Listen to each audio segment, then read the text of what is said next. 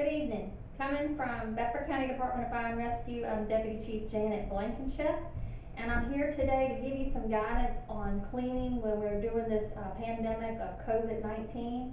So I just kind of want to go over your little work area, some things that you can do in your work area to help keep it cleaner and help combat this coronavirus. So first of all, you can probably see, and I know some of you out there probably do have a drink sitting on your desk or maybe even some food and so forth. So you want to make sure before you leave for the end of the day that you get rid of all of the items on your desk and don't leave food laying out to come back to the next shift, because you just never know who may be in your work area and so forth. So on the next note is we definitely want to make sure that we clean our work area. I clean my work area when I come in the morning, and I also clean it before I leave.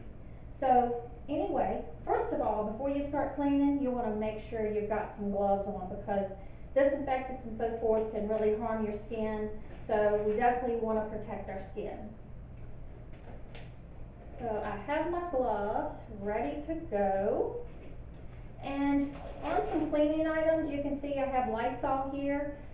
That is an option that you use. I know it's kind of hard to find, but there is a list of cleaning disinfectants that's out there on the CDC website that are EPA approved for cleaning and so forth.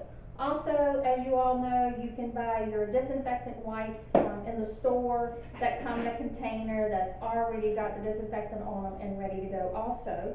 And one of the things you can do even around your house is that you can do 1 cup of bleach to 5 gallons of water. So I've got my sponge here, the bleach water sponge, and you can also clean your surfaces with that too. So what you want to make sure of is that you are actually covering all the surface. And make sure you're scrubbing it and getting it as clean as possible. Now there are some items out there on the websites that you can use, especially for electronics, and I kind of actually use my Lysol to do so forth with, to clean those and so forth. But you just want to make sure that you're getting every area on your desk, moving things, because you know we tend to not move things, and dust settles on and germs can settle under there and so forth. So I kind of see that you got the idea. Another item not to forget about is your phone. You know, we've got this up to our mouth and our ears and so forth, and this is a big way that you can transfer germs and so forth, whether somebody else were to use your phone or not. Again, you just want to make sure that you're cleaning your phone properly. So I think you've got the idea there too also. One other thing is that you want to make sure that you're leaving this on your surface for at least 10 minutes to dry. Doing that and wiping it right off is not going to do much good. You need to allow the disinfectant to work on the surface to make sure that it's killing the germs. And then you can go back and wipe it off or rinse it off with a rag or sponge to kind of get that more of a fresher clean. So anyway, again, at the end of the day, what I do is I actually wipe down my desk just like I did here. And then I spray it right before I leave. Once it's dry, I just spray everything, and it hasn't bothered it. It hasn't made it to dysfunction or anything, but that's just kind of the last touch that I do. I also even wipe down the arms of my chairs, because our hands are here. Every time we go out of the room or come back in the room, our hands are constantly touching our chairs, and therefore we can transfer germs.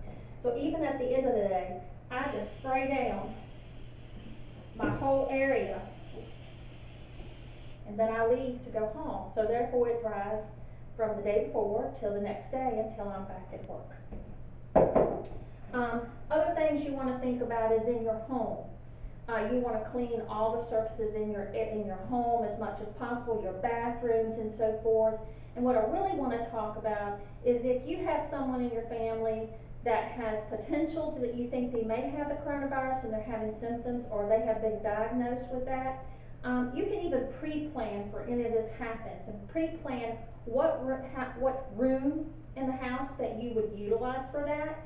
Also prepare it with some cleaning solutions and so forth, because the person who does become sick is going to be in there for several days, and if they're feeling okay, and again if it's age appropriate, they can clean areas within their room. Also, you want to keep your trash separate. Any linens and so forth need to be in a different trash bag, so therefore when they're laundered separate from the rest of the family's trash. Don't forget that currently right now, as Governor Northam said, right now stay-at-home orders are in place till June the 10th. And make sure that when you're going out, you're wearing a mask because you want to help protect yourself. And or if you potentially have anything and don't know it, that you're transferring germs either way. All this information you can find on our website at www.bcofr.com.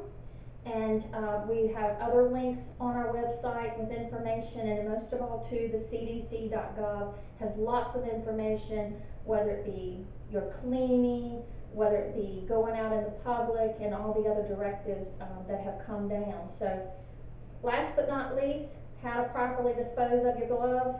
Again, I'm not touching my hand with my dirty gloves. I'm actually pulling them off, keeping that glove in that hand, and then I'm going to the inside of the glove, and then I'm removing it and throwing it away. And last but not least, I'm going to wash my hands with soap and water for a minimum of 20 seconds, scrubbing them and making sure that I'm getting it all clean, and then rinsing them off and drying my hands. So hope you've enjoyed our little demonstration here today, and stay safe, wash your hands. Thank you.